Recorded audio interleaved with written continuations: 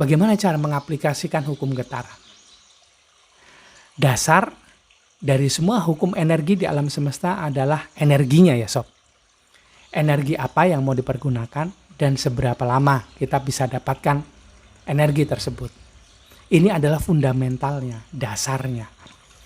Karena kita adalah makhluk spiritual yang memiliki badan fisik. Maka kita harus kembali dulu ke bagian spiritual. Kembali ke wakil Tuhan yang ada di dalam diri kita sendiri. Karena itu adalah jalan terdekat menuju Tuhan. Mungkin di luar sana ada banyak kekasih-kekasih Tuhan, orang-orang yang sangat dekat dengan Tuhan. Para wakil Tuhan yang mengajarkan kebaikan, mengajak kita untuk bisa kenal dengan Tuhan, mengingatkan kita bahwa selalu ada Tuhan, selalu ada kehadiran Tuhan di dalam kehidupan ini. Atau bahkan di dalam kesadaran kita sendiri, di dalam diri kita sendiri. Nah, maka dasarnya bila ingin menggunakan hukum getaran adalah kembali ke dalam diri, menyadari adanya Tuhan di dalam diri kita. Dan adanya Tuhan di dalam diri kita itu secara spesifik di bagian percikan cahaya Tuhan. Nah, ini yang harus kita sadari sob.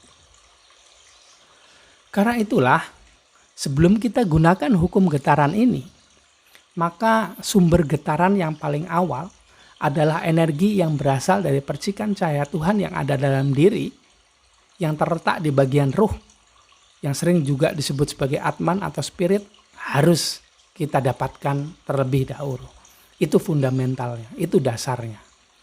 Alami dulu proses kebangkitan spiritual, agar bagian tersebut bisa diakses energinya secara sadar. Dan gunakan energi spiritual tersebut untuk mengkalibrasi antara pikiran, perasaan, serta lapisan-lapisan jiwa. Lapisan jiwa itu kalau ada ekspresinya disebut sebagai perasaan. Ini membuat kita tahu apa yang benar-benar mau kita manifestasikan dalam hidup. Rencana apa? Apakah rencana itu selaras dan harmonis dengan hukum semesta? Coba kita telah lagi dalam kesadaran jiwa tenang. Ini biar kita nggak random ya sob ya.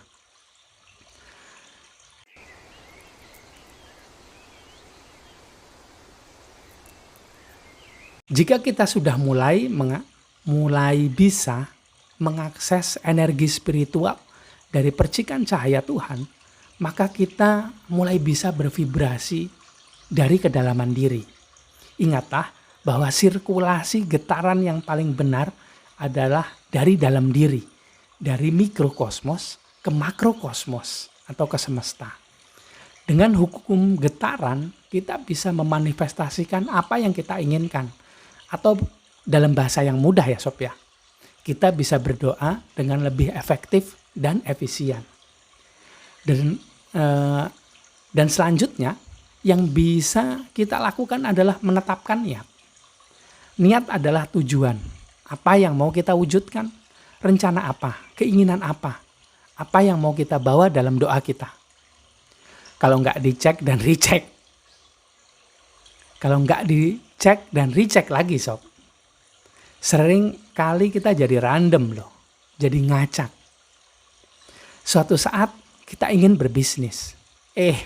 Tapi kok kayaknya lebih secure kalau jadi pegawai. Lebih pasti gitu income-nya. Suatu saat kita ingin badan yang lebih bagus. Tapi kok malah malas latihan. Ini saya sob.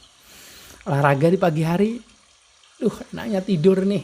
Baru tidur setengah jam, baru tidur sejam. Gue banget. Jika kita benar-benar tahu apa yang kita inginkan, maka kita bisa membuat rencana.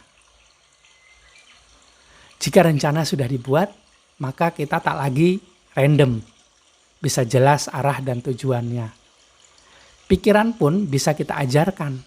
Kita berikan asupan dengan hal-hal yang sesuai dengan rencana tadi. Jika energi spiritual yang muncul dari ruh kemudian melewati jiwa serta pikiran bisa selaras getaran atau vibrasi dari ketiga bagian tersebut bisa match tepat sesuai dengan apa yang diinginkan, maka semesta akan mengirim energi yang sama persis yang akhirnya mewujud menjadi peristiwa. Begitukah proses berdoa kita, sob? Saya berdoa agar kita semua bisa sampai pada kondisi itu. Kondisi yang selaras, harmonis, match dengan apa yang kita inginkan. Bukan yang kita takutkan. Nah, selanjutnya bisa kita gunakan nih teknik halu kalau saya bilang. Ini aplikasi dari hukum getaran yang ketiga. Visualisasi adalah sebuah cara untuk menyelaraskan getaran yang ada pada diri dengan apa yang ingin kita wujudkan. Jika getaran dari dalam diri ini sudah muncul, jika niat sudah ada, maka selanjutnya adalah mengajari pikiran. Atau istilah lainnya adalah mengarahkan pikiran. Jangan dilawan ya pikiran, nanti dia melawan balik dengan lebih keras. Kita akan kehilangan waktu, kehabisan energi dalam kegiatan kita melawan pikiran.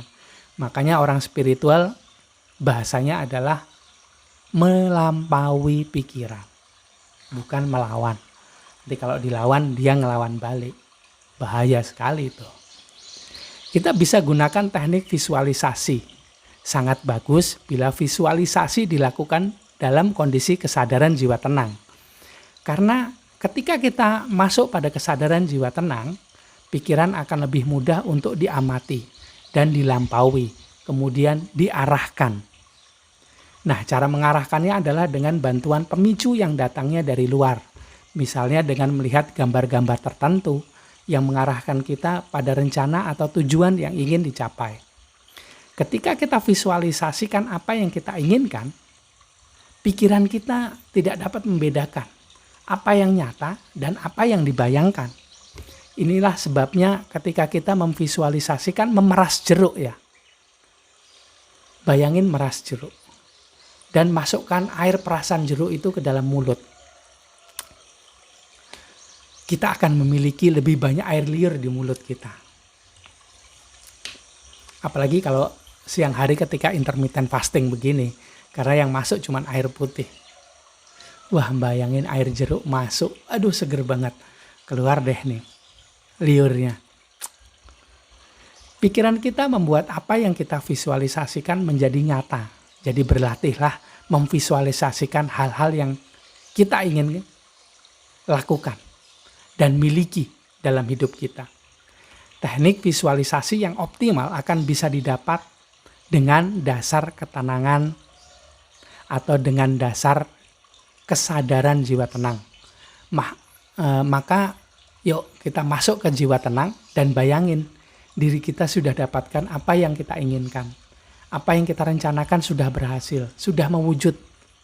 Ketika kita mulai menjaga dan mengurus dunia mikrokosmos yang ada dalam diri, dunia batin kita, pikiran dan jiwa serta roh, maka dunia luar, makrokosmos akan mengikuti. Kata orang bijaksana nih sob, kita akan menjadi seperti apa yang kita pikirkan. Itu kata orang bijaksana.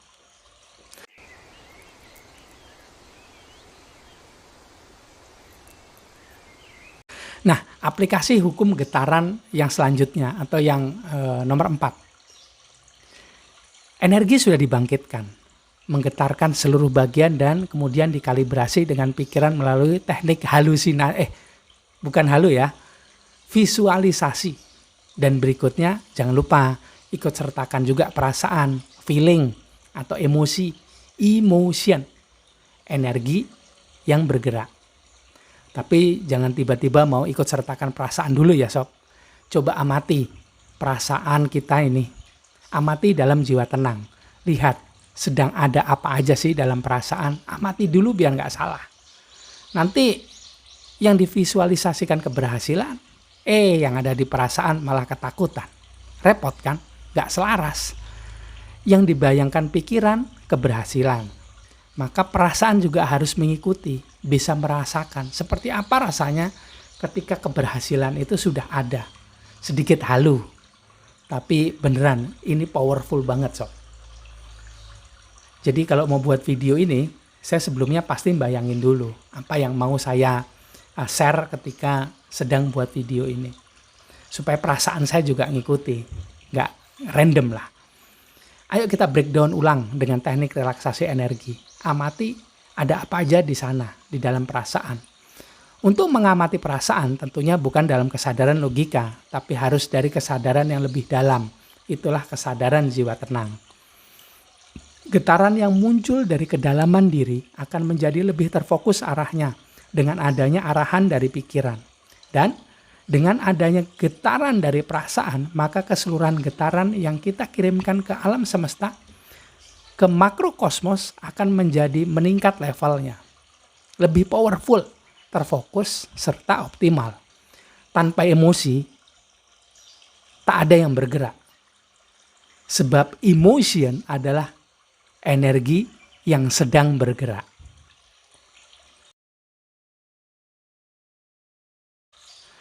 Nah, kemudian kita harus punya kepercayaan, punya keyakinan.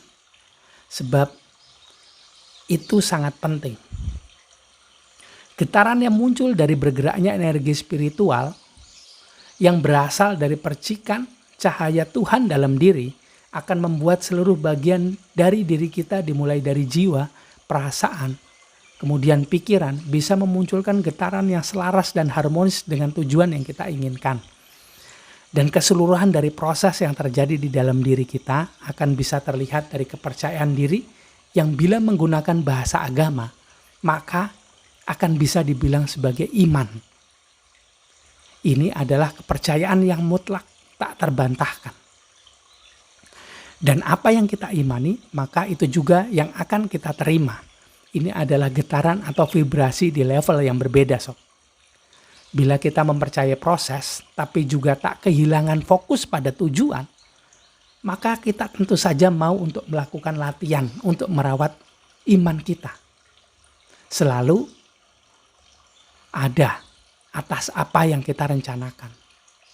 Merawat iman dengan cara melatih diri, membangkitkan dan menjaga konsistensi energi spiritual yang muncul, menjaga keharmonisan antara bagian jiwa, perasaan, pikiran, serta fisik yang diarahkan ke sebuah titik tujuan, sob. Sobat akan jadi manusia yang berbeda. Ayo sob, sama-sama kita jaga getaran iman kita ini di level yang tepat.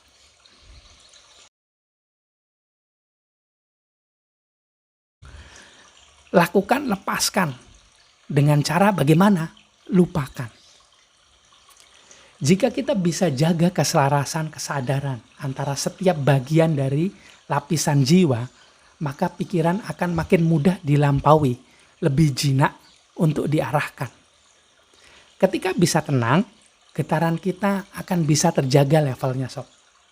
Ini yang membuat kita siap menerima apa yang diberikan oleh makrokosmos atau semesta. Yang tentunya kita tahu bahwa yang diberikan oleh semesta akan sesuai dengan apa yang kita lepaskan atau apa yang kita imani. Jika lapisan jiwa tak kita jaga, misalnya saja jiwa ego, kita akan merasa sudah pernah melatih diri dan meminta pada Tuhan lewat semestanya. Akhirnya kita mulai menagih janji semesta. Bila seolah tak terkabulkan, bisa saja jiwa amarah akan bangkit. Bisa saja ini juga memicu munculnya lapisan kesadaran jiwa keinginan yang memunculkan keinginan untuk melakukan hal-hal yang tidak tepat, sob. Untuk membuat lapisan jiwa lebih harmonis, kita bisa gunakan sebuah teknik, yaitu lakukan. Latih diri lebih baik. Lakukan apa yang harus dilakukan untuk membuat getaran diri kita bisa ada pada level yang tepat. Kemudian lepaskan. Supaya tak terikat, maka harus kita lepasin loh, sob. Jangan diingat-ingat terus. Bagaimana caranya? Ini cara saya ya. Lupakan saja kita pernah berusaha dan berlatih. Lupakan aja kita pernah meminta. Ini akan membuat lapisan kesadaran jiwa jadi lebih mudah diatur. Akhirnya pikiran jadi lebih mudah diamati. Perasaan jadi gak sering baper, sob. Awalnya sih sulit, tapi lama-lama jadi lebih mudah. Saya berusaha saya melatih diri saya supaya lupa tadi sudah ngapain aja ya. Tadi sudah berdoa apa aja ya. Udah lupain aja deh. Biar diri palsunya nggak jadi liar ya. Seperti bila kita menanam tanaman. Usahakan ketika kita menyiram, ketika kita memberinya pupuk, kalau nggak diatur, ini akan membunuh tanaman itu loh. Secukupnya aja menyiramnya dan biarkan dia tumbuh. Kita melakukan apa yang kita bisa dan mempercayainya. Entah bagaimana, alam semesta akan melakukan keajaibannya. Dan tanaman itu akan tumbuh dengan subur. Hal yang sama berlaku untuk impian kita dan hal-hal yang ingin kita wujudkan ketika kita hidup di dunia ini. Yang selanjutnya, penting sekali ini. Bagaimana cara menyadari getaran? Untuk menyadari getaran diperlukan sistem tubuh yang sensitif dan setiap orang memiliki sensitivitas yang berbeda-beda loh sob. Orang yang katanya indigo tuh, itu sensitivitasnya levelnya tinggi. Kenapa begitu? Karena sensornya sangat aktif. Beda dengan kita yang orang kebanyakan ini. Mereka sangat sensitif terhadap getaran atau energi. Nah, buat kita yang orang biasa ini, untuk menyadari getaran itu adalah, pertama, kembali lagi, lakukan relaksasi energi. Kemudian amati diri kita. Ada apa aja sih di dalam perasaan? Kalau misalnya perasaan yang gak enak, ini berarti getaran kita, vibrasi kita lagi turun nih. Harus kita cek lagi. Kalau misalnya kita sering overthinking, dalam pengamatan kita sering overthinking, bisa jadi vibrasi kita menurun. Kita sedang dalam kesadaran diri palsu. Sedang ada ego, amarah, serta keinginan yang sedang liar. Dia bukan hilang ya, ada, selalu ada. Tapi kalau dia sedang liar, ini vibrasi kita nurun sob. Ada ketakutan, kecemasan, kekhawatiran, ini muncul semua. Nah, ini salah satu cara untuk menyadari getaran.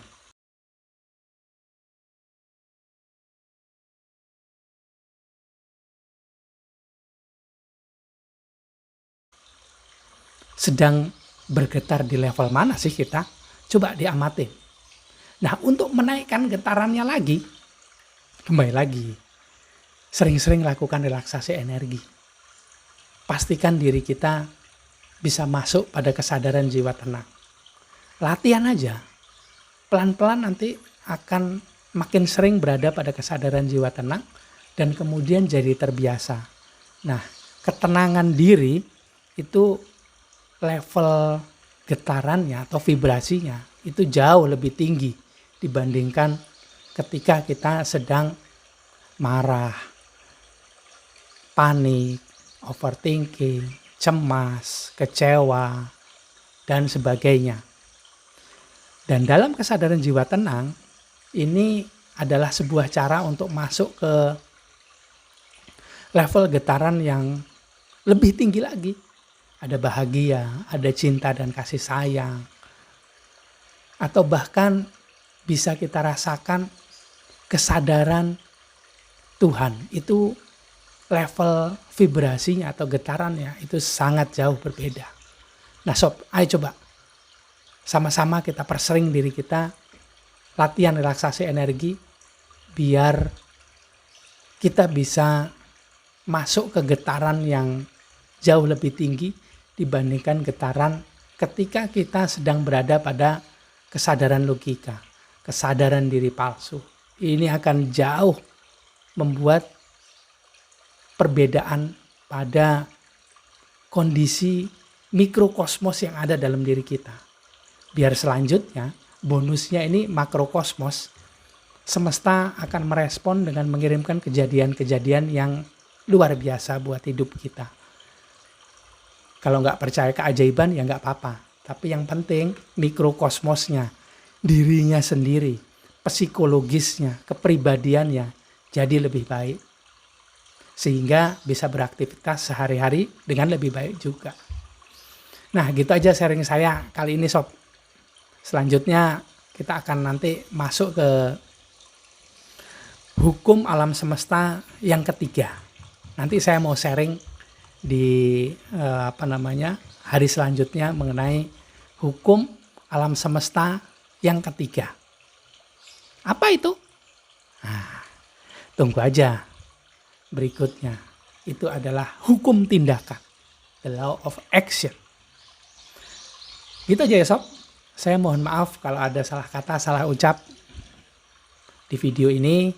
Semua adalah dari sudut pandang saya yang belajar ilmu energi spiritual Nusantara. Baru sekali saya pembelajar yang baru, jadi sharing saya juga masih dangkal sekali. Saya mohon maaf sekali kalau ada salah kata, salah ucap. Saya haturkan terima kasih buat sobat yang sudah nonton video ini. Kita ketemu lagi di video selanjutnya di RTD Channel. Salam rileks, tenang, damai. Rahayu Sagung Dumadi.